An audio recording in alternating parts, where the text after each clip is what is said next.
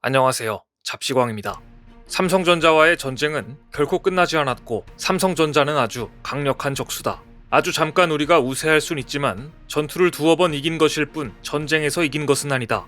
이 말은 지난 2019년 대만 TSMC를 이끄는 모리스 창 회장이 인터뷰에서 밝힌 삼성에 대한 각오입니다. 대만의 TSMC와 삼성전자는 오랜 라이벌입니다. 고 이건희 회장이 삼성전자의 경영권을 이어받은 1987년 모리스 창 회장은 TSMC를 설립했습니다. 이후 각각 한국과 대만의 반도체 산업을 이끌어온 두 사람 사이엔 각별한 인연이 있었는데요.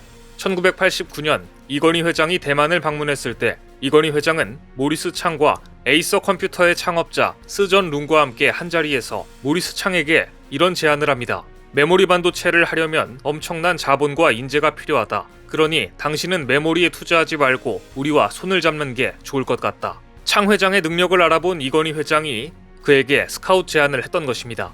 이후 이건희 회장의 초대를 받아 한국을 방문해 삼성의 반도체 공장을 돌아본 모리스 창 회장은 당시 삼성 반도체 공장에 대해 이렇게 회상했습니다. 다른 반도체 공장은 30분이면 다 봤었던 것과 달리 삼성의 반도체 공장은 온종일 봐야 할 정도였다. 이때 삼성전자의 잠재력을 알아봤다. 이후 모리스 창 회장은 삼성이 주력하는 메모리 사업에 대한 생각을 완전히 접고 파운드리에만 전념하기로 결심합니다. 2021년 대만에서 열린 한 강연에서 모리스 창은 다음과 같은 발언으로 중국을 놀라게 합니다. 중국, 미국이 아닌 한국의 삼성만이 TSMC의 유일한 경쟁자다. 두 회사 모두 인재 수준이 높고 관리 인력도 모두 자국 내에 있기 때문이다. 창 회장은 일본 반도체 산업이 쇠락한 이유 중 하나로 한국에는 삼성의 이건희가 있었던 반면 일본 NEC, 도시바, 히타치와 같은 당시 반도체 강자에는 이건희 같은 인물이 없었다. 한국의 삼성이 반도체에서 부상할 수 있었던 이유는 이건희다라고 이 회장을 높이 평가했습니다. 이 회장이 일본 반도체 기업의 전문 경영인과 달리 과감한 투자 결정을 했다는 것입니다.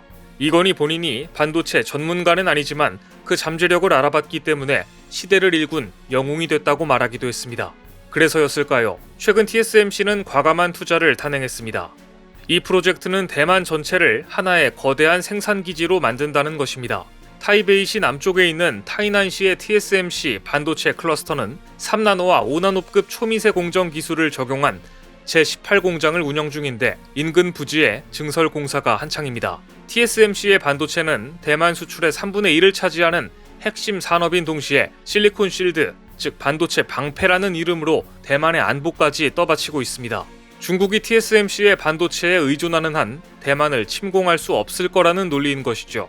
그 중심에는 전 세계 최첨단 반도체의 92%를 생산하는 TSMC가 있습니다. 미 반도체 산업협회에 따르면 10나노 이하 최첨단 반도체 생산의 92%는 대만이, 나머지 8%는 한국의 삼성전자가 담당하고 있습니다. TSMC는 타이난 공장 증설 외에도 올해 룽탄 과학단지의 미래 첨단 공정인 1나노 생산 공장, 신주 중부과학단지의 2나노 공장 건설을 추진하며 올 연말까지 착공하는 초미세 공정 라인만 11곳에 달합니다. 어마어마한 투자를 진행 중이라는 이야기입니다. 인구 2,400만 명, 국토 면적은 한국, 경상남북도를 합친 수준인 36,000제곱킬로미터에 불과한 대만 전체를 거대한 반도체 생산기지로 탈바꿈하고 있는 것입니다. 삼성도 물러서지 않았습니다. 지난해 삼성전자 반도체 사업 영업이익이 97% 급감했다는 결과가 나왔음에도 감사는 없다, 공격적인 기조를 이어가겠다는 뜻을 분명히 했습니다. 그런데 반도체 패권 전쟁에서 한국과 대만의 경쟁 구도가 거세지자 뜬금없이 대만에서 한국에 대한 트집을 잡기 시작했습니다. 지난해 11월 대만 수출용 농심 신라면 블랙 두부김치 사발에서 2클로로에탄올이 대만 규격을 0.02ppm 초과한 0.075ppm이 검출됐다는 것이었습니다. 농심 측은 이번에 검출된 물질은 에틸렌 옥상드가 아니라 클로로에탄올이며 클로로에탄올은 발암물질이 아니다. 대만 식약청이 에틸렌 옥상드라고 발표한 것은 클로로에탄올의 검출량을 에틸렌 옥상드로 환산해 에틸렌 옥상드의 수치로 발표한 것이기 때문이다. 해당 제품의 국내 판매용 제품 원료와 대만 수출용 제품 원료가 다르며 국내 제품 분석 결과 클로로에탄올이 검출되지 않아 국내 제품 역시 문제가 없다라고 분명히 했습니다. 전문가들은 클로로에탄올을 흡입하면 발암성이 있을지 몰라도 라면에 들어있는 양으로는 발암성을 논하기는 힘들다고 이야기합니다. 더구나 이번 대만 수출용 농심 제품에서 검출된 노출량은 라면을 평생 끼니마다 먹는다고 해도 인체에 위해가 생기지 않을 정도의 양이었습니다. 식품안전연구원은 의견서에서 유럽에 수출한 한국 라면에서 클로로에탄올이 검출돼 회수 조치되긴 했지만 잔류량이 워낙 미량이라 독일 연방위해평가연구소 평가 결과 우려할 만한 수준이 아니라는 결론이 나왔다. 이를 알면서도 대만이 한국 라면 흠집내기에 나선 것이다 라고 밝혔습니다. 즉 유럽 연구소의 평가 결과 아무런 문제가 없다는 입장이며 과도한 불안감으로 한국을 흠집내기 위한 전략에 불과하다는 것입니다. 특히 대만은 작년 3월 전 세계에서 가장 엄격한 유럽 기준을 도입했습니다. 미국과 캐나다는 참깨, 향신료, 건조 허브류 등의 클로로에탄올의 잔류 허용 기준치가 이보다 훨씬 높은 940ppm인데 비해 대만의 2호 기준치는 0.055ppm으로 극히 낮습니다. 대만 식약처가 문제 삼은 농심 제품의 경우 해당 기준치를 0.02ppm 초과한 것이었습니다. 게다가 대만은 얼마 전 일본 후쿠시마 인근 식품에 대한 수입도 허용했으며 실제로 방사능이 검출되기까지 했습니다. 이런 곳에서 인체에 무해하다는 극소량의 물질을 가지고 호들갑을 떤다는 것은 의도적인 한국 흠집내기라고밖에 볼 수 없습니다. 대만이 한국으로 화살을 돌리는 이유는 현재 대만 내부의 상황이 좋지 않기 때문입니다. 이번 겨울을 지나면서 대만 국토 전역의 반도체 공장화는 무리수라는 지적까지 일고 있습니다. 가장 먼저 대만을 강타한 자연재해 때문입니다. 안 그래도 지진이 잦은 대만에서 올 겨울에는 전례 없는 북극 한파까지 몰아쳤는데 영상 6도에서 146명이 사망하는 비극이 있었습니다. 영하도 아니고 영상 6도에서 말입니다. 아열대 기후인 대만은 평소 기온이 높아 난방시설이 없는 집이 많은 탓에 고령자들을 중심으로 피해가 컸던 것으로 전해졌는데요. 대만은 겨울철에도 10도 이상의 비교적 온화한 날씨인데 북극 한파가 몰아치자 영상 6도에도 심정지 환자가 40여 명이나 발생하고 저온특보를 발령할 정도가 된 것입니다. 기후변화가 어제 오늘의 일도 아닌데 세계 최고의 반도체 왕국이라고 자랑하기 전에 기본적인 생활 인프라를 먼저 갖춰야 하는 게 아닌가 싶은데요. 그런데 이때 미국에서 대만의 반도체 증설에 찬물을 끼얹는 발표가 나왔습니다.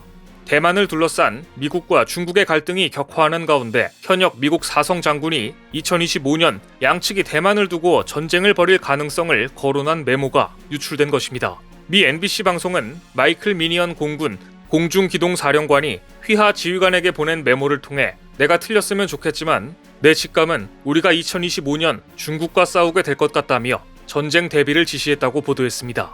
미니언 사령관은 2024년 대만 총통선거와 같은 해 치러지는 미 대선의 혼란스러운 상황은 중국의 대만 침공에 계기를 줄 것이라고 구체적으로 예상했습니다. 2024년 미국과 대만 모두 대선을 치러 혼란스러울 때 시 주석이 대대적인 준비를 거쳐 2025년 공격에 나설 것이라는 의미입니다. NBC는 이 메모가 공군 기동사령부의 모든 비행단 및 작전사령관에게 하달됐다고 보도했는데요. 미 국방부는 미니언 사령관의 메모는 국방부의 공식 입장이 아니라고 부인했지만 사실 이미 지난해 윌리엄 번스 미 CIA 국장은 시 주석이 2027년이 지나기 전에 대만을 침공할 준비를 하라고 지시했다는 것을 알고 있다라고 했으며 토니 블링컨 미 국무장관 역시 중국은 대만과의 통일 시간표를 훨씬 앞당기기로 했다고 말해 대만인들을 불안에 떨게 했습니다. 결과적으로 반도체를 통해 안보를 유지하겠다는 대만의 전략은 틀렸다는 것을 미국 사성 장군이 또 한 번 확인시켜준 것입니다. 미국과 함께 일본의 움직임 또한 대만인들을 거슬리게 하고 있습니다.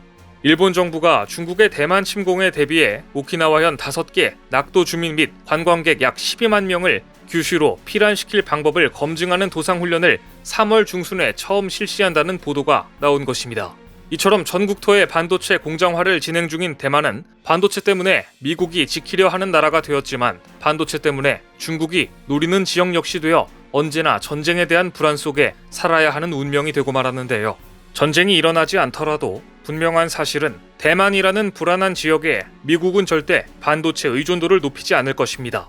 미국에게 남은 카드는 결국 한국이 될 것으로 보입니다. 오늘 준비한 소식은 여기까지입니다. 댓글을 통한 여러분들의 많은 의견 기다리겠습니다.